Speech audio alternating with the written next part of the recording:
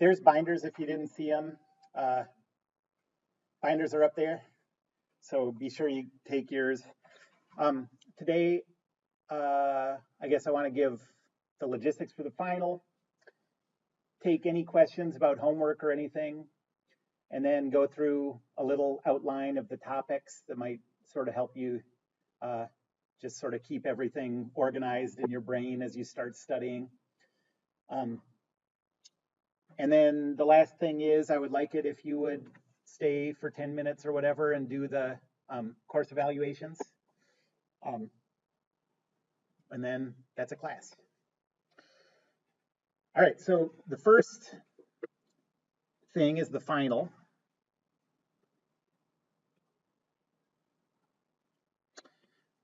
That is Thursday. What day would that be? The 16th.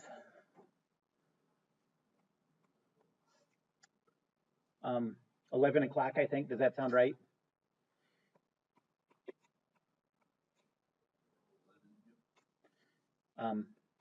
And this room is 2336.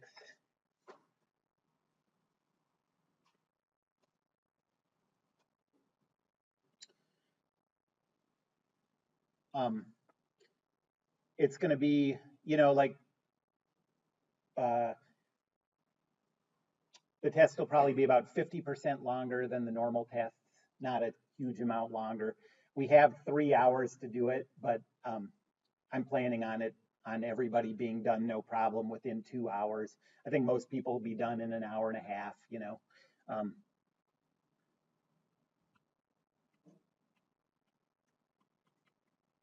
Some people will be done in an hour or less. And the topics, well, it's cumulative, so it's everything, but remember, we're not doing any friction.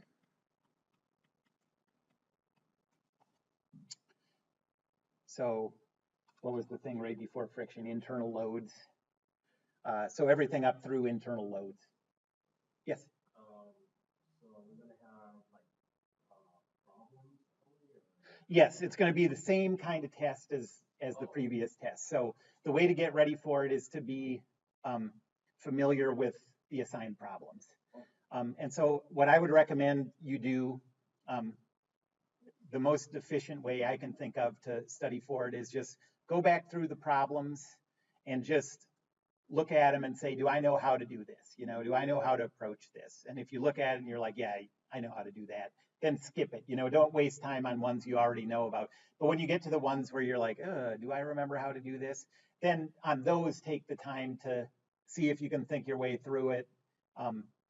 Look up how to do it or whatever, or contact me if you have problems with it. And that way, you can sort of refresh your memory on everything without trying to do every problem again, which would be, that would take a pretty serious time commitment. Oh, and is there anything that we need to? Oh, no, I'll give you every equation. I mean, there aren't too many equations in this class, but I'll give you the formulas for shapes, for centroids of shapes. Yeah, besides that, this class basically is just Newton's second law and rotational Newton's second law. I'll give you a list also of joints for this one.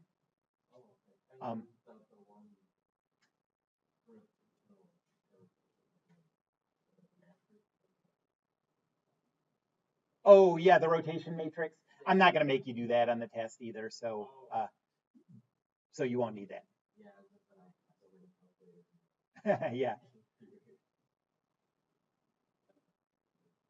So, yeah, no friction, no rotation matrices.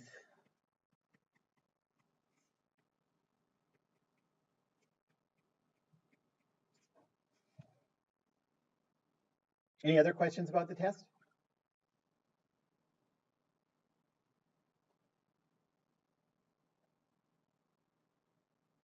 Okay.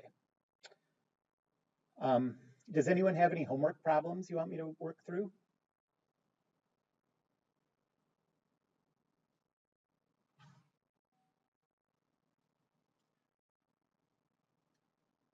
Start with vectors 1 and just go until class ends? No, let's not do that.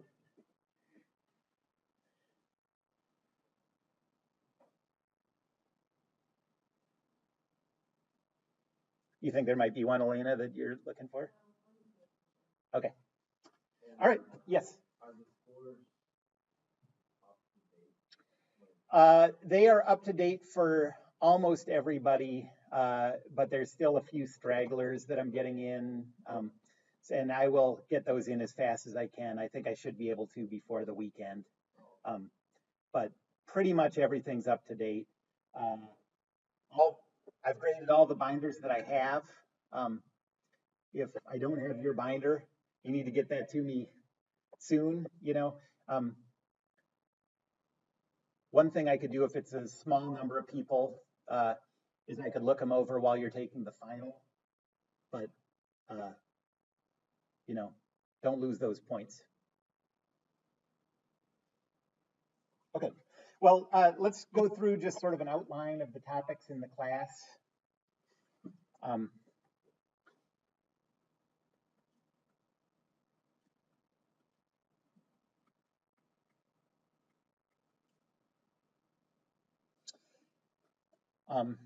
So I started out in the first couple days with sort of an introduction to statics. And I talked about where statics fits into mechanics.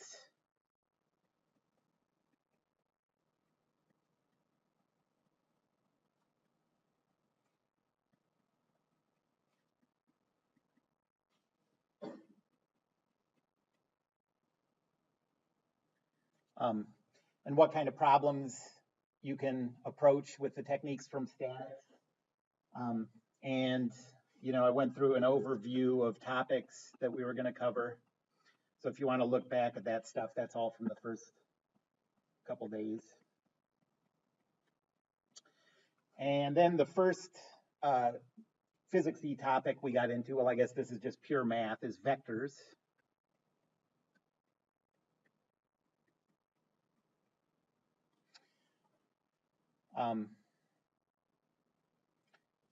And I talked about the relationship between vectors and coordinate systems.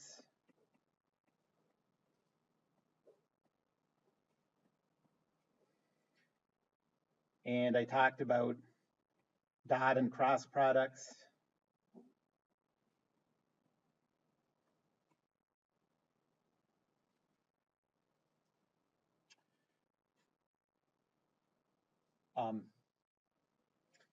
And then the first statics topic was particle statics.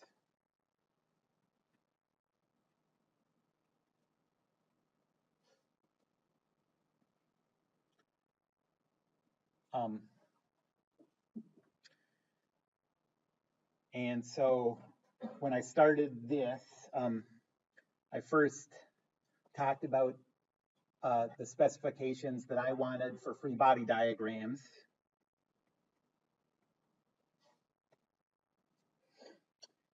And I said that you need to show me a free body diagram every time you use Newton's second law or the moment equation.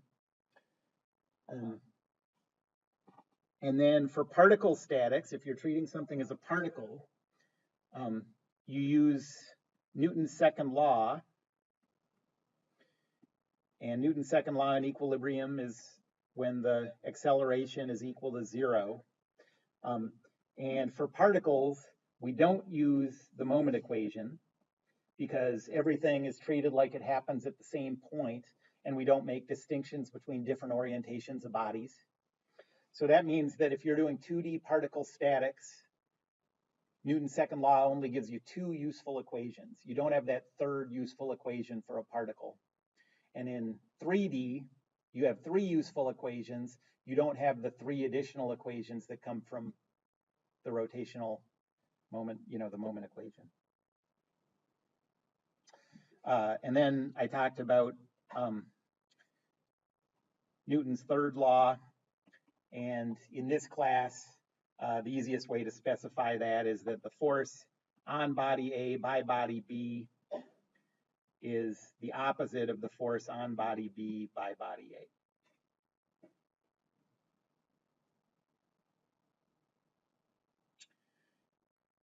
And then I talked about the first three things that you can think of as joints. Connections between the body that you're looking at and the surroundings. So the first three joint types.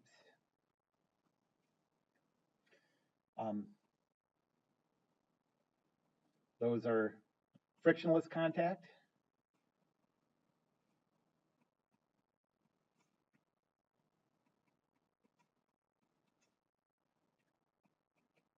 contact with friction,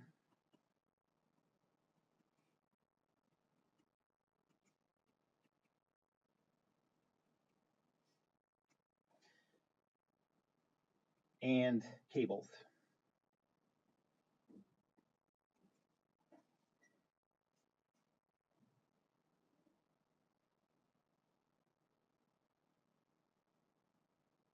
Okay, so that was all just treating stuff as particles.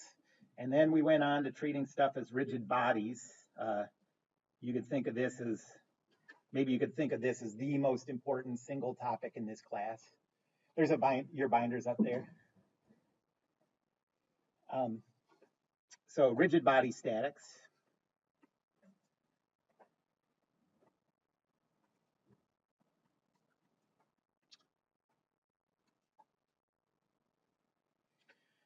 And rigid body statics was the first time in this class that we used moments. So I introduced the idea of a moment.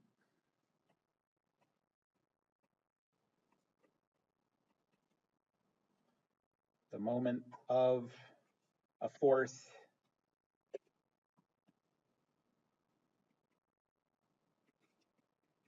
about a point.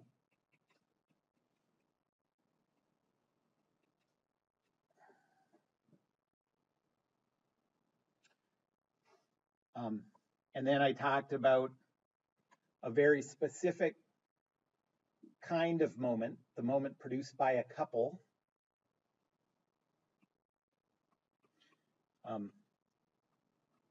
And the reason, so a couple technically is not a moment, you know, a couple is a pair of equal and opposite forces acting at a distance.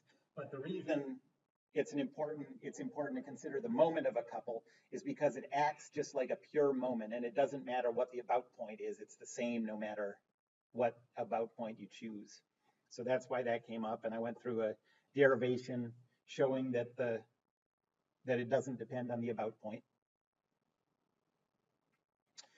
And then I introduced my little table thing, the row vector, force vector, and moment vector.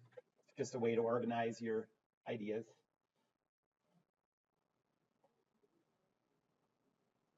And then for the first time, I talked about a whole bunch of joints. It was the first time I went through just a list of joints and how to treat those.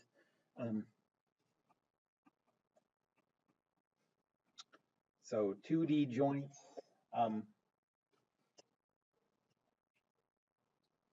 And I went through those in order of how many variables each joint introduced. So how many loads it applied. In 2D, how many degrees of freedom does a rigid body have? Do you remember that? Before it's connected to any joints or anything, a rigid body in space, how many degrees of freedom does it have? 3, that's right. It can translate along 2 axes, and it can rotate about 1 axis because it lives in a plane. So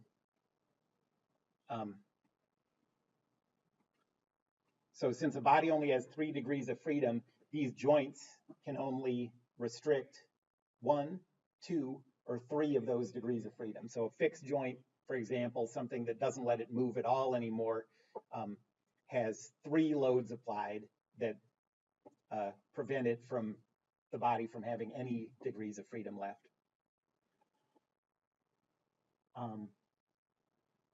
And then I talked about equipolant systems. Really the only one that we talked about, I believe. Well, really, you know, you could think of the moment of a couple as an equipolant system. What couples really are two forces, two equal and opposite forces, but we treat it just like a moment. And then the other one we talked about was the fact that you can move a force anywhere along its line of action without changing the behavior if you have a rigid body. It doesn't work if you have a deformable body. The behavior is different.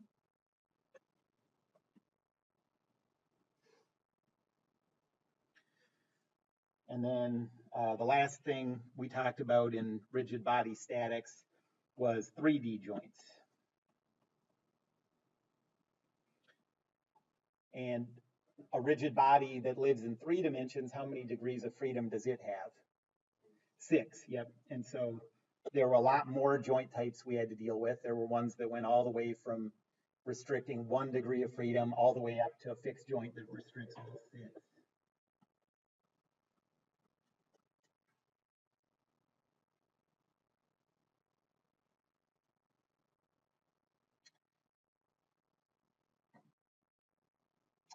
And then we talked about centroids.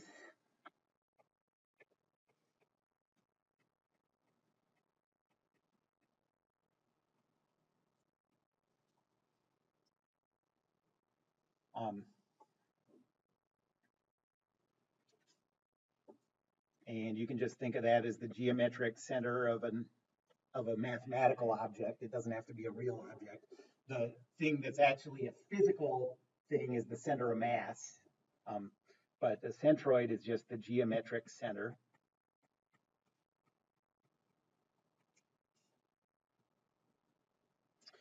And I first gave the integral definition, which is a pain to use.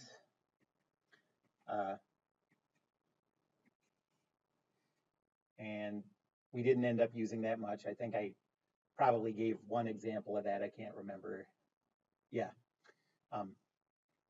But the nice thing about the integral definition is all you have to do is do it once with some general parameters, and then you come up with formulas that you can use from then on. So we did the integral definition. Then we talked about the interaction between the centroid and lines of symmetry, or planes of symmetry in 3D. So the centroid has to lie on any line of symmetry in 2D or plane of symmetry in 3D. And so in 2D, if you can find 2 different lines of symmetry, their intersection has to be the centroid. So a lot of times you can use symmetry to find the centroid, like with a rectangle or a circle or whatever.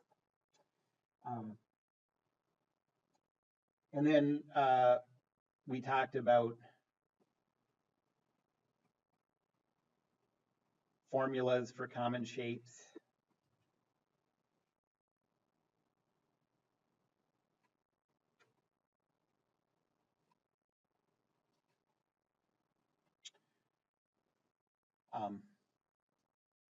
And we talked about the sum formula, so that you can build up a complicated shape out of simple shapes, out of common shapes. You don't have to worry about the integral definition. There's not going to be anything on the test about that. You just have to know how to do this other stuff.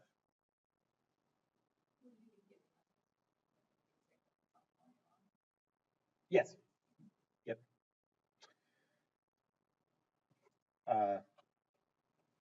And I'm going to give you these.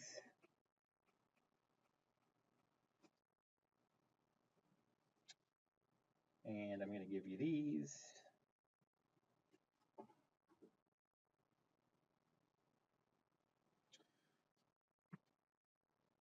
And then we talked about the 2 applications in this class of centroids. The first one is finding the center of mass. And the center of mass is where the weight is applied as a point force. And then the other application is distributed loads, figuring out where to apply a point force that acts like a distributed load.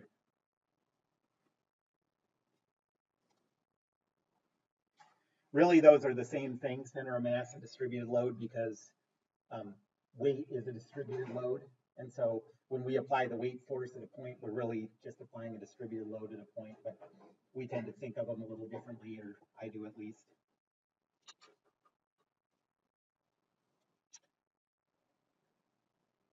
And then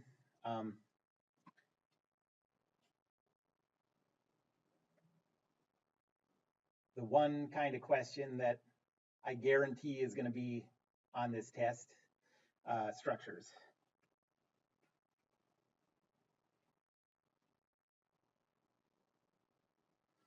And if you asked a physics professor anywhere in the country to give you a statics problem, you know, if they gave you a problem to see how well you remembered statics, 94.8% of them would give you a structures problem.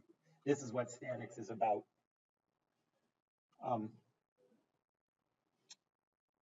And so the way I did this, the way I talked about this was I said that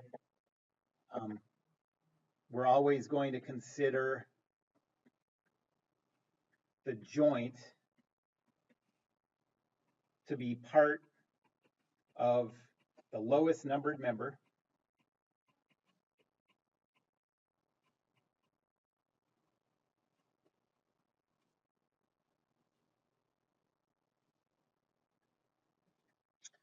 and then I gave a general set of steps for structures.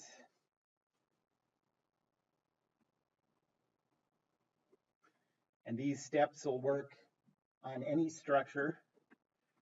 They'll work in 3D too, although the math gets messier.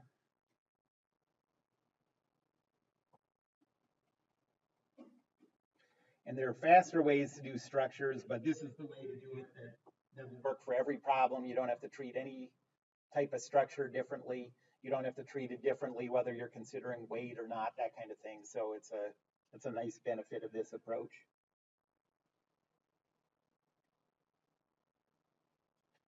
And then we just did a ton of example problems.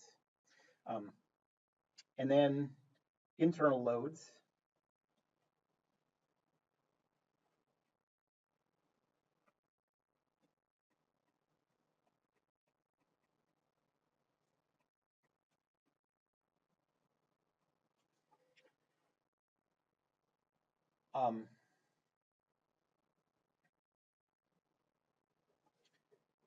So the first thing that came up with internal loads, we hadn't thought about this before, it hadn't come up before, but you can't treat a distributed load as a point force until you've chosen what body you're isolating.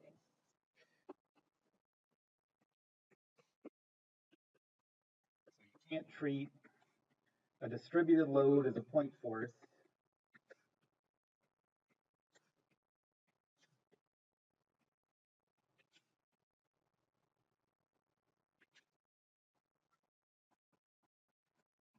after you choose the body to isolate.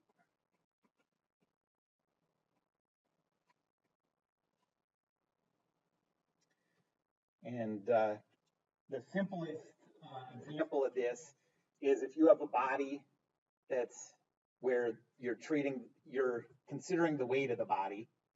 If you isolate the whole thing, you treat the weight as acting at its center of mass. But now when you do your cuts, at least your first cut doesn't get to the point where that weight is acting. You can't keep considering the weight as acting at the center of mass of the whole body. Now that you're choosing a cut to isolate, you're choosing a new body to isolate, you have to reconsider how that weight acts on your chosen body. If you don't do that, you get the problem wrong because you have parts that seem like there's no weight acting on them at all, and that's not realistic.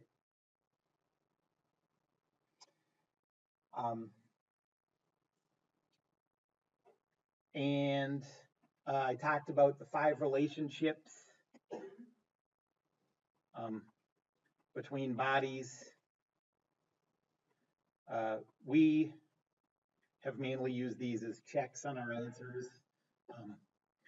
So those are that dm dx is equal to v.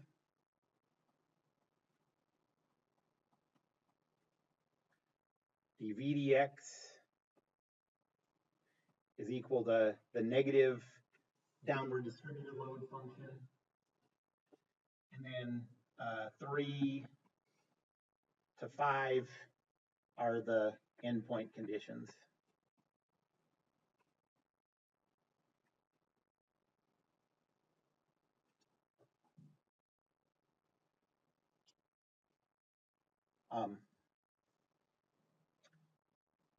I talked briefly about using the rotation matrix.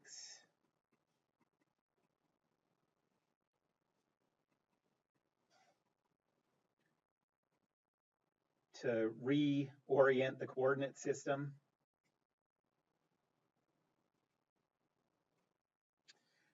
This is not going to be on the test, so you don't have to worry about that. And then I said if you have a problem that's very complicated in the orientation where it's presented, walk to the other side of the beam if it makes the problem simpler.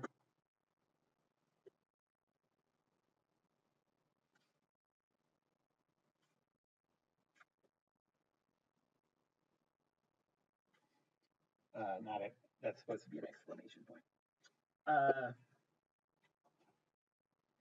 And the application of that, the most important one, is remember, if your distributed load is triangular and it's angled one way, it's not that complicated a problem when you do the cuts. If it's facing the other way, it makes the problem just mathematically a lot more tedious. So don't do it that way. If you have a problem that the triangular distributed load is oriented like this,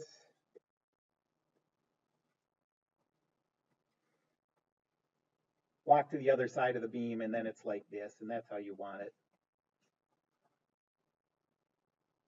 Okay.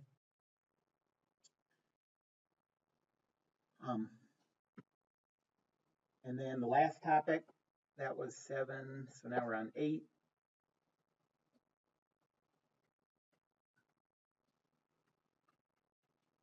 Was friction. We went through that really fast. We started with square threaded screws.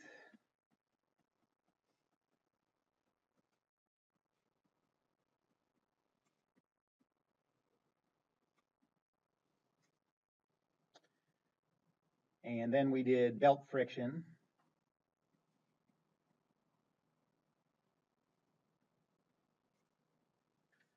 And then the last one we did was bearings, and we did 2 types of bearings.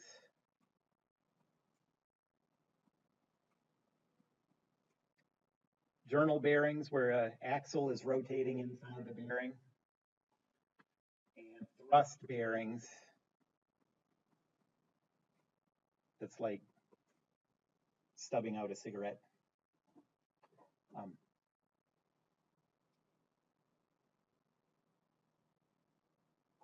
And this stuff is not going to be on the test, so don't worry about that. Anybody have any questions about anything on this outline? Okay, well, I got nothing else to say to you guys. I think you've learned everything about statics with 45 minutes to spare, so congratulations. No, but thank you for the class. Yeah. The test is Thursday, 11. Would someone mind volunteering to? Okay, thank you. So I'm going to leave, and if you would fill out the course evaluation, that would be great. One thing about those,